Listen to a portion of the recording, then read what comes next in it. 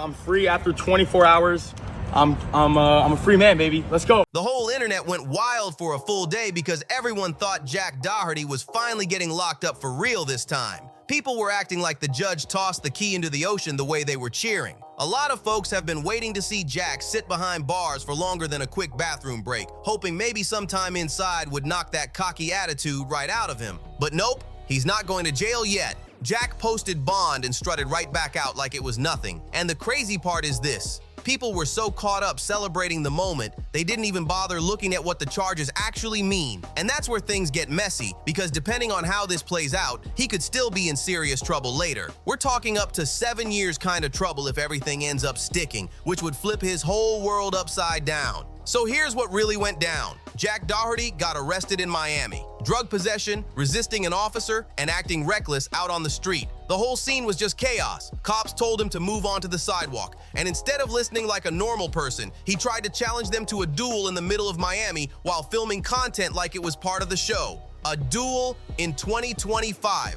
On camera. You can't make this up. Then detectives searched him and found half an orange pill marked 3, which they said matched a Schedule 2 amphetamine. That's when everything hit a whole new level, because Schedule 2 is serious business. One tiny pill instantly turned this whole situation from goofy to dangerous. They also found a black container on him with 3 hand-rolled weed joints inside. So while Jack was busy arguing with the officers like he was starring in some street drama, the cops were literally uncovering the reason he was acting so wild in the first place. The whole situation was messy from every angle. Even the Miami Beach commissioner stepped in and basically roasted him in public, calling him a straight-up punk and a professional antagonizer. He didn't sugarcoat anything and made it clear that Miami is not entertaining that kind of chaos anymore. When city officials start calling you out by name, you know you're pushing it way too far. Then fast forward to the next day, and suddenly Jack is paying the $3,500 bond, smiling like he's at a photo shoot, posing for news cameras, and hopping right back on TikTok to tell everybody to stay out of jail. Like, sir, you were barely in there long enough to fill out the paperwork.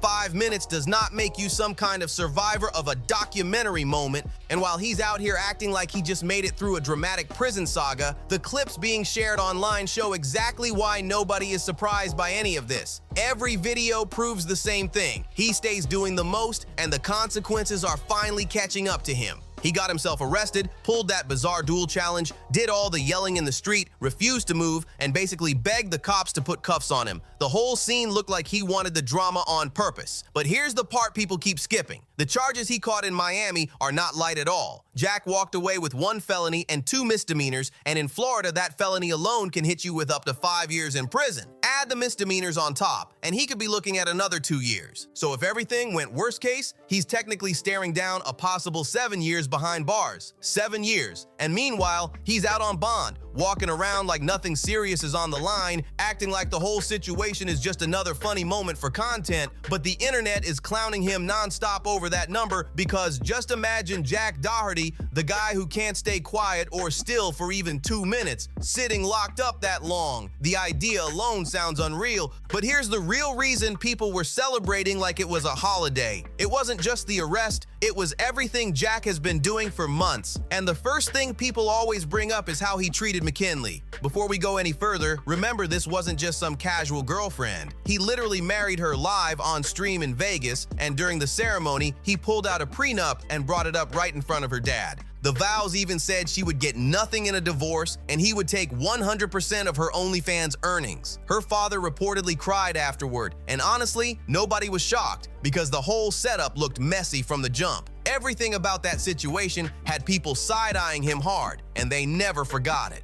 That situation alone had the whole internet ready to cancel him for life. Then McKinley came out and said Jack pressured her into doing OnlyFans and that he told her if she didn't agree, he would leave her. She said he didn't just support it, he controlled every dollar she made, all of it. She even said he mixed business with their relationship and used her to boost his own views like it was part of his content plan. Relationship was real. The relationship was real. We were talking for 6 months before I even showed my face on camera, and I didn't have an OnlyFans or anything. I actually didn't want to do it. I was so against it. It was against everything that I was, raised with, and it just really bothered me, but he told me he'd send me back home if I didn't, so I did it. Things got so bad she had to call the cops just to safely get her stuff out of his house. That had people looking at him real different. And that's only one situation. There's a whole lot more, like a lot more. One time, Jack Doherty literally took off running behind his security guards after a group of guys tried to press him at the beach. The way he sprinted had me staring at the screen like, excuse me, what just happened? Because he's done this so many times that at this point I'm surprised his security team isn't labeled as an emergency exit sign. And since people kept dragging him for always ducking behind his bodyguards, I'm gonna show you an actual compilation so you can see how often he pulls this hide behind the giant dude move for yourself. Every clip shows the same thing. The moment a situation gets even a little bit tense, he's already ducked behind someone twice his size. After watching all that, everything starts making sense. The second he's on his own, people start pressing him instantly. The switch up is lightning fast, especially that moment at the gas station. The instant people realized he was solo, folks tried to run up on him like it was some kind of challenge. It shows exactly why he stays glued to security every time he steps outside.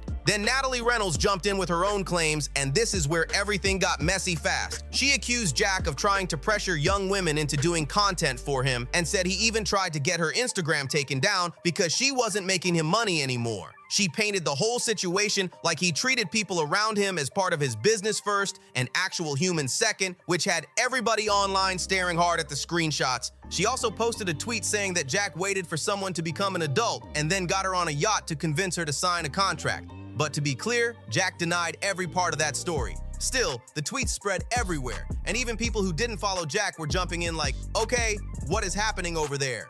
It became one of those internet storms where every hour someone new was reacting to it. And then came the McLaren crash, the $200,000 disaster. Jack was live streaming while driving in the rain, trying to entertain the chat instead of paying attention to the road, and he ended up crashing the car so hard that even his cameraman got hurt. Kick saw the clip and immediately shut it down, banning him on the spot. It was one of those moments where you watch the footage and just think, how can someone be this careless? But of course, the drama didn't slow down.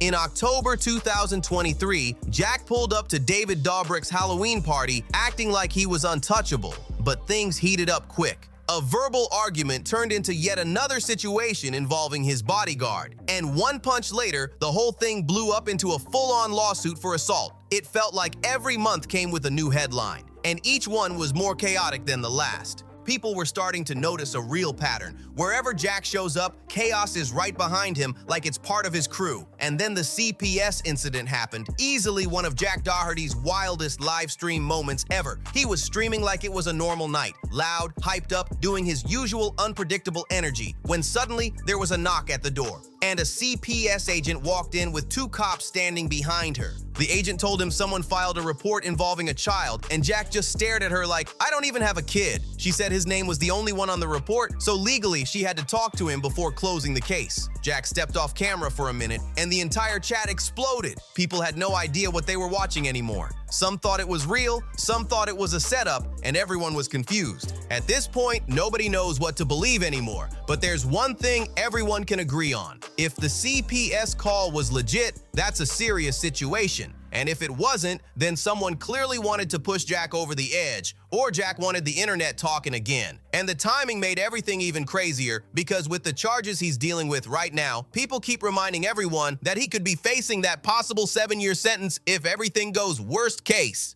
Whether he actually ends up facing that or not is something only time will reveal. But let's be honest, a whole lot of people have been waiting on his downfall for a long time. And if anything goes sideways, I'll be right here breaking it all down for you the second it drops. Make sure you like, subscribe, share, and drop a comment, and I'll see you on the next one.